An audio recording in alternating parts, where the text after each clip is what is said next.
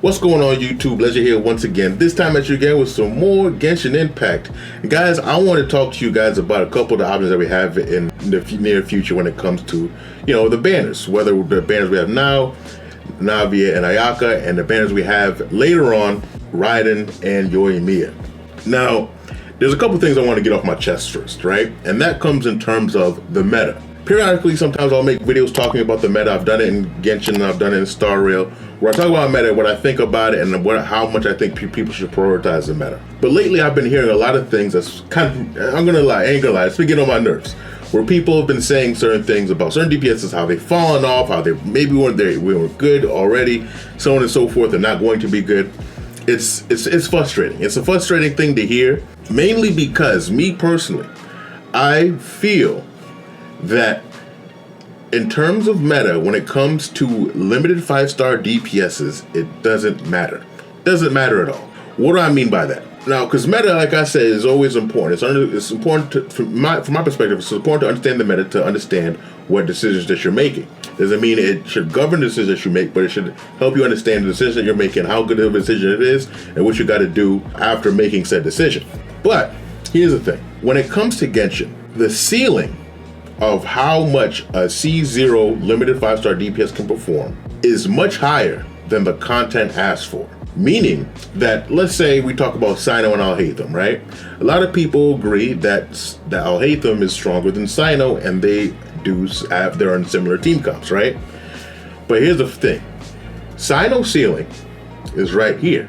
Alhaitham's ceiling is right here. I mean, assuming that you do also believe that Alhaitham is stronger than Cyno. But guess where the damage ceiling that Genshin asks for is down here, right? Cyno can embarrass the Abyss as he stands in his optimal team comps. Ayaka will embarrass the Abyss and her team comps. Navia clearly has been embarrassing the Abyss in her team comps, and same thing as we've seen with Raiden and even Yoimiya, right? So the fact of the matter is, in terms of DPSs, it really just comes down to preference. Preference and what characters and supports you have to be able to support that character. Because if you don't have any characters that really go with a specific DPS, then yeah, maybe it's not a good idea to get that DPS. So let's try and break some of those things down based on the options that we have now and see who is going to be a good pick for your account. But let's first talk about Navia, right? Because Navia is the new one on the block, and she has been amazing. She has impressed me oh so much. Oh my gosh, she's been destroying the Abyss. She's been destroying all content. She's been blasting that shotgun like no tomorrow. True American right here. I thought it was supposed to be France, but no. This is the good old US of A over here. She's shooting cannons, shooting shotguns, is going sick. She's Geo, and a lot of people doubted her based on her being Geo, but for us base ones, we knew that we had something special coming our way. How do you know if Navia is a good pick for you and your account based on the different decisions that you do have? Well, for Navia, as we know, she's a strong DPS. But units that you want to make sure that you have on your account, or that she goes really good with before you get her, she's going to go really, really good with Furina, right? She's going to go excellent Furina. And if you decide to use the Mary Chose set on her, which she does work really well with, you have to use Furina in order to be able to use that set perfectly. Then you have Bennett. When it comes to Navia, if you don't have Bennett, a lot of times her teams feel a lot worse without Bennett on there, because he buffs attack so much and she loves that a lot. Bennett, I'd say, is one of the most important people to have on the team with Navia, so keep an eye out for that. You have Zhongli. Zhongli is, like, I was somebody who was really trying to just push for Albedo, and Albedo's good too. He's one of the people that I have up there. Zhongli just feels so good. He shreds the geo resistance, protects her while she's aiming the shotgun, and you give him the Phonius Lance, and he is battering up the team. And he's doing it well, and his burst doesn't take much, and especially when you have Furina and Zhongli on the same team too. Furina is buffing up Zhongli's meter so it hits like a truck. If I'm using Phonius Lance, it's still hitting over 100,000. It's a beautiful thing to see. And also, of course, Albedo. Albedo, if you guys have Albedo, if you have the necessary stuff for him, then he's also somebody that goes honestly just as well with Navia as Zhong Li does. So if you have those characters, I mean, those are the only characters she works with, but having those characters specifically gives a good sign that your account can handle Navia and help bring out her full strength. Also, benefits with Navia too, because you gotta know if you like their playstyle. Navia is very front-loaded, is a very front-loaded DPS, meaning that she can hand out a lot of her damage quickly. You know, her damage doesn't come towards the end of her rotation, comes right up there up front. As soon as you switch into her, you can shoot that blast. As long as she has her stacks up, she's doing a whole bunch of damage. And based on that style that she has, you can use her as a main DPS or a sub DPS, right? I prefer to use her as a main DPS. It seems the most fun that way. It seems that her kit allows that to happen, so I like to do that. But you do have the option to use her as a sub DPS, so you can use her along other DPSs that have so much shorter rotations. I've heard somebody say she feels how Eula should have felt. You know, I'm somebody who likes to defend Eula a lot because I actually think Eula is strong and I like her, but I can't deny that statement because she's putting up those big hard-hitting numbers, but it's much easier to get it out. Keep that in mind. Navia is doing great. But let's move on, because we got to talk about other DPSs. Master of Inazuma Kamisato Art Tachijutsu. Kamisato Ayaka, present. Now let's talk about Ayaka. This is somebody that I really want to talk about too, because I've been hearing time and time again how Ayaka has fallen off. It's not like I didn't say the same thing quite some time ago. Before it happened, I actually called it, and I made a video about Ayaka before Sumeru came out, because I saw Dendro, I saw how Dendro was going to work, and I realized that Cryo has a very small place when it comes to that. Before Sumeru came out, Ayaka was just ridiculous. She was overpowered. She was going crazy. So I had a feeling that they were going to try and take attention away from her, and that's exactly what they did. So when Dendro came around, Ayaka didn't really fit on those teams too well, and thus her value went down. But the thing that confuses me sometimes when people say how she's fallen off completely, or how much she's fallen off, is that her strength didn't go away. She's still just as strong as she was before. The enemies didn't get stronger. So to say she fallen off to that degree just doesn't make sense to me. She is still a very strong DPS. Yeah, in certain teams you can't freeze the enemy, but when it comes to bosses, they're not jumping around and moving as much, depending on the boss you're talking about, but they're not jumping around and moving as much, so they can catch that burst. You know, they're not, a lot of times they're not jumping out of it. And then also too, there's still many units that do freeze. I don't think she's falling off at all. I think it's just more so that the playing field has just become more equal. I think it's as simple as that. The playing field has just become more equal now. So she's still a strong freeze DPS. And yeah, the only teams that she really fits on are freeze teams, but the thing is though, freeze is very good. Freeze is so good that people sometimes would forego healers because, you know, the enemies just don't get a chance to move. As long as you have good cryo and hydro application, then the enemies can't really do too much. So freeze is a fantastic team comp to have, and to have somebody who can deal so much damage in those team comps, well, you know, that is definitely a beautiful thing. Units that you want to have with Ayaka, that you want to check your account to make sure that you have before you get Ayaka. Her best team, even with Furina out, her best team is still Ayaka, Kazuha, Kokumi, and Shenhe. If you have those units, then you're sitting pretty, all right? You're sitting pretty, because then you can make her best team. But those are all limited 5-star units, so it's not an easy feat to have. But at the same time, Kokumi's a very good unit. You should get her anyway. And Kazuha is a fantastic unit, and should definitely, if you don't have him, you should get him any chance that you get, okay? Because like I said, meta when it comes to DPS don't matter as much. But when it comes to supports, it matters greatly, okay? So I want to get that out there.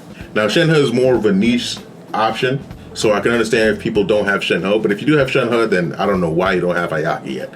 But if you don't, then that's more so if you're on the path where you are sure that you want to be with, you have Ayaka and you want to use her, then you're good to go.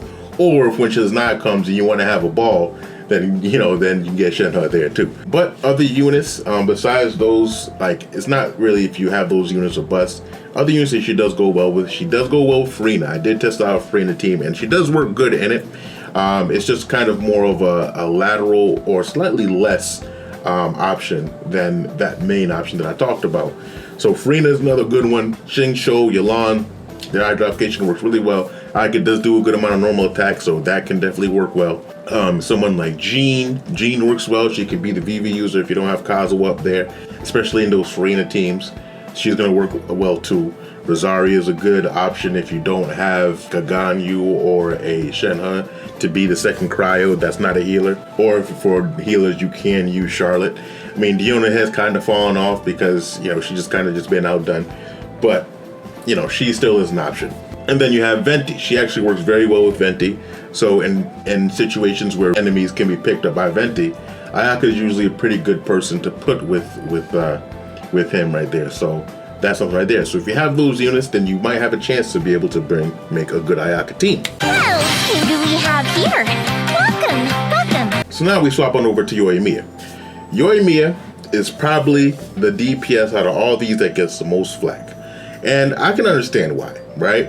Because I do have Yoimiya and I do like her. And I do have a lot of fun with her and I do recommend her if you do like her. But at the same time, you know, when it comes to the other DPSs we're talking about, she might put out the least amount of damage than them.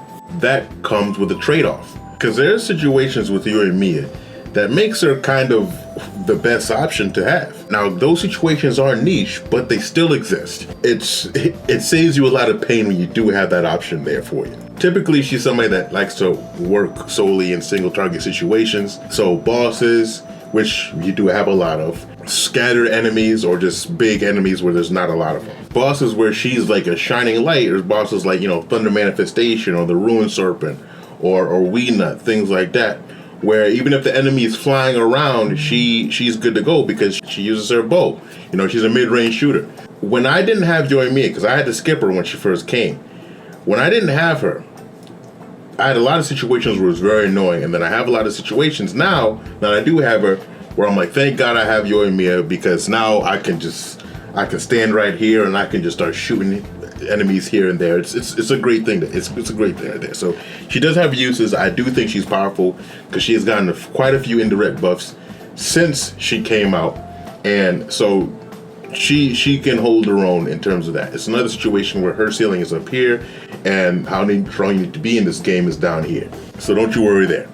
But who would she work good with? Now, granted, Yoimiya, I have to give it to her. She's probably one of the most flexible pyro DPSs that we do have, right? Because Hu Tao, Vapor Bust, right? Diluc, Vapor Bust. When it comes to Dea, no comment. And when it comes to Lenny, you want her with Mono Pyro. But when it comes to Yoimiya, you can put her in all these different types of teams. You can put her in Overload, Over Vape. You can put her in regular Vape. You can put her in Mono Pyro. You can put her all these different types of teams. So Yoimiya is the kind of character where it's like, it doesn't really matter who you have on your account. You're probably gonna have units she goes well with, right? She goes well with, of course, Yelan and Shang Shou. She goes well with Bennett. She goes well with Zhong Li. She can go well with Fischl. She can go well with Beidou. She can go well with Venti, you know, because she can shoot all the enemies in the tornado.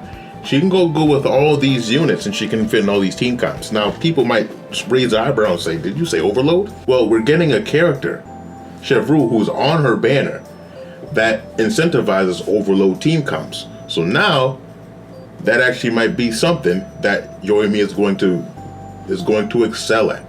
So Yoimiya stocks have gone up yet again. Mainly if you like her playstyle. If you like her playstyle, then you go ahead and you go and get her. Especially if you're in a situation where you have the DPSs that you feel comfortable with, but you have those situations where, you know, you're fighting, you know, Weenut and Ruined Serpent and all that stuff, and you have a hard time hitting them and you're pulling your hair out, stuff like that, then Yoimiya is going to be a good way to solve that issue. So, you know, I do want to say that. But now we move on to...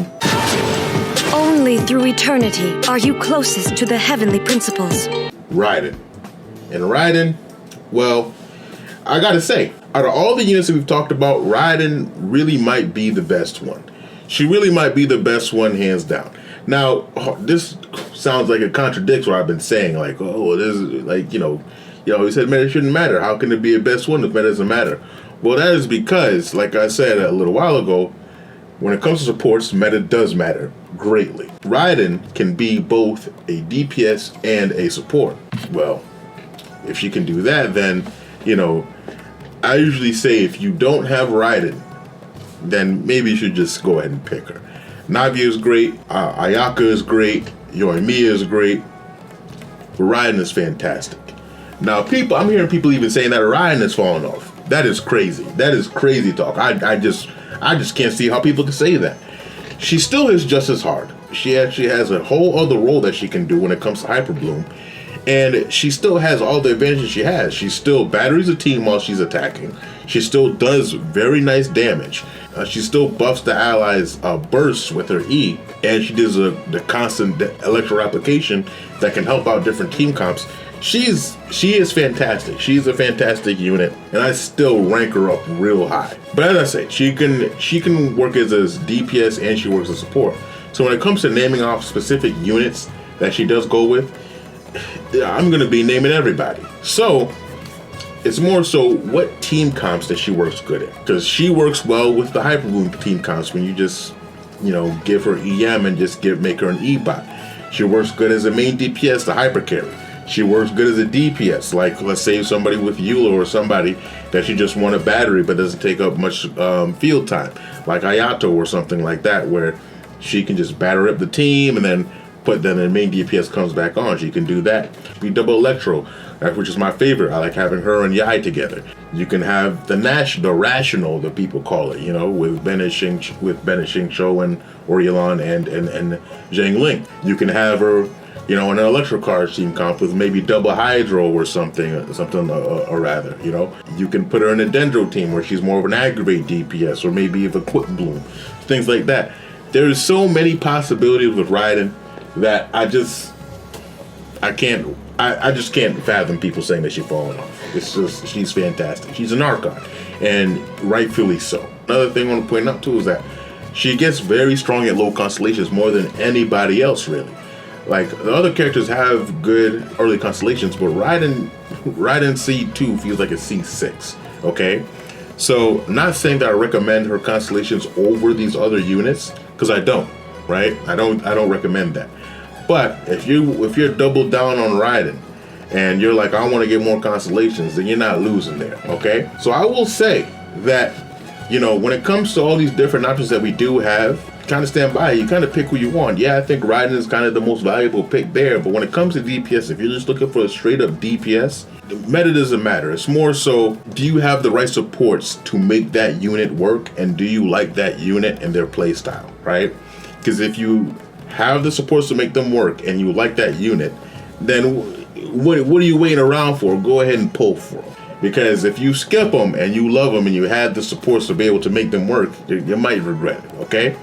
Unless you got to spend to do it, then, don't get too hasty. But let me know what you guys think. Was that helpful for you guys? Did that help kind of narrow it down for you? Is there anybody that you're planning on pulling on this patch, or are you waiting for Shen Yun over there, who's looking for interesting, if I must say so myself? Okay? So let me know what you guys think. Comment your thoughts down below. Like the video if you like the content that I do give you, and subscribe to the channel so you can get more content like this. And with that under here, let you know.